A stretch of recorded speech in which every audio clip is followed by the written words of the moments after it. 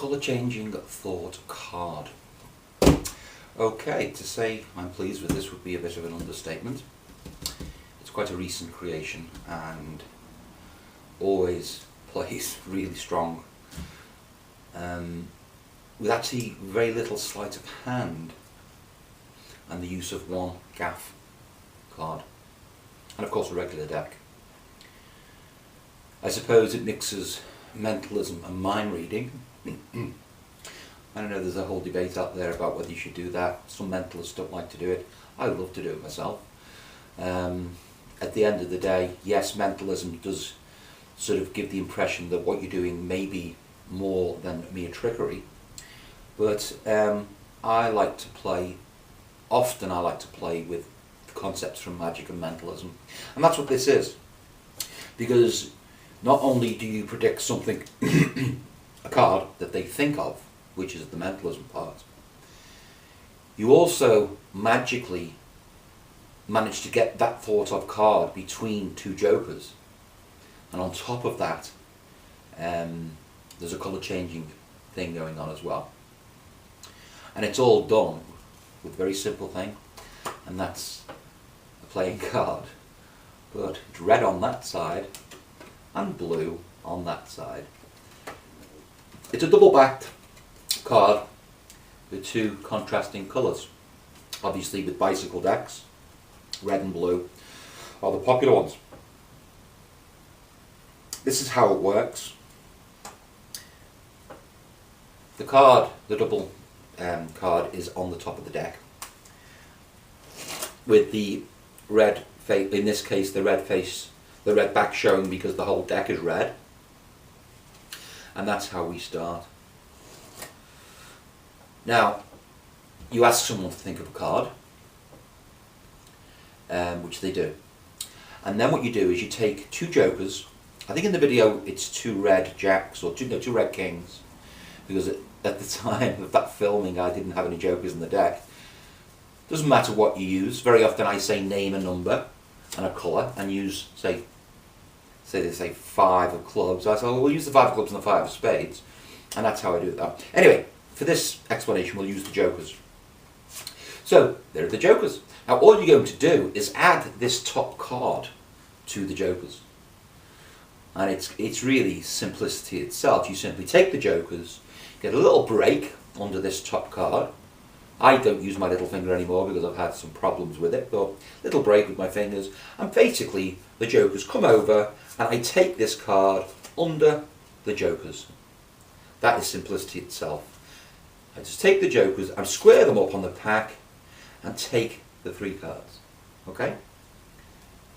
Now of course now you've got a situation where that card is on the bottom, the gaff. So you take that there, and I simply take my left thumb, slide the top joker, and then slide that joker underneath. Now that places the gaff card between the jokers. So in one clean movement, I'm going to take the jokers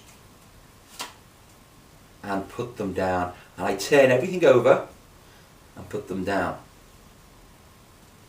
So what's great about this now, if I spread them over, a blue back shows. There's the blue back. So there's the jokers. We add the top card, slide the joker over, and then turn everything over. And I say we'll get back to them later. Then I ask them to think. Well, I've already asked them to think of a card, or I can leave it till now and say think of a card for me. When they've done that, I say to them, well, I've got a red back deck here. Would it be amazing if I had one blue card, which is the card that you're thinking of right now? And of course they say, wow, that would be incredible.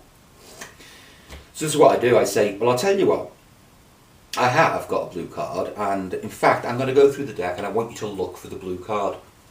And this is I'm so happy with this, because I then say, I tell you what was the card, and as ever I say, it's because these people here want to enjoy the trick. That's my way of getting them to see the card. If it's a one-on-one, whatever, but usually there's a couple of people, so I wouldn't normally do this, but tell me the card anyway. I've made a commitment, the blue card's there anyway. What was your card? And let's say they say the 6 of diamonds. I say, look for the blue card. Now, of course, I know there's no blue card in here, but I'm just looking for the 6 of diamonds. Okay? I found it, and I just sort of keep a little break there with my fingers, get to the end. This is the 6 of diamonds, the top of this pile here. I spread the cards, and they said they have, oh, you haven't seen a card. And I simply cut the 6 to the top. It's really that simple. I'll come to the camera. Okay. So we're going through the cards. Check for your blue card. There's the 6. I keep a little break. Oh, you haven't seen... Really? You haven't seen the blue card? Cut to the top. Okay? Now, you're in a great position here because you actually say, well, I've been fibbing a little bit. There is a blue card, but it was never in the deck. Now remember, they saw the jokers go down and they think there are only 2 jokers here. Think about the psychology here, because I say look between the jokers and I spread and there's a blue card. Of course it's the gaff card, but their brains are thinking, hang on, 1 blue card. Surely it can't be mine. Now remember, their card is now on the top of the deck. This is great. I actually say, well, I don't want to touch the blue card, so I literally pick them up so the blue card is between the jokers. I slide the blue card, I'm keeping a break up of their card, the thought of 6 of diamonds. The gaff goes on top, I drop the jokers, do a double lift, it shows the 6 of diamonds, and what's so beautiful is, because of the gaff card there, that's blue on the back, that comes off as a single perfectly. Okay? I'll do that one more time for you. So their card is on the top. The gaff card is shown between the jokers. I say, I tell you what, I don't really want to... No, sorry, they're face down, aren't they? I pick them up and say, I don't want to touch that blue card, but really I do. I'm pretending because I'm holding them here. I simply slide that on there, keeping a break below their card, turn the jokers over, do a double lift, shows their card. Wow, home and dry. So simple. That one gaff allows you to do so much. And again, you want ahead because they're trying to get their heads around the fact that their card was the only blue one in the deck. Again, it becomes more of a magic trick as well as a mentalism trick, because to finish off, and this gets a great reaction. You'd think that the trick was over with the mentalism bit, that the blue card is theirs, but you know, they can only see red and they're convinced that's blue, but it's now red obviously. And I just say, wave your hand over, they turn it over, it's turned to red, and then I say, there was never a blue card there. It's all been an illusion. And that's the end of the routine. Superb routine. I say, modestly he says, it's very, very simple. It involves a double lift. That's it. Because you can't really call that a slide, because you're just cutting the card to the top while you're pretending to show them, you know, look for a blue card. You just simply cut their card to the top.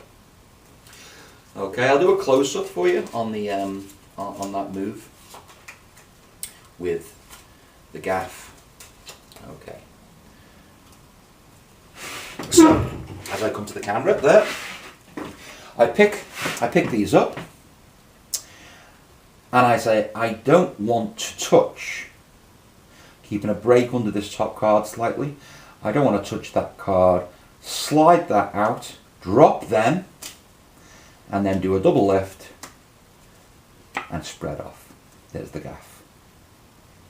And then you reveal that later. Very simple. Very simple. But I think it would have been very, very effective.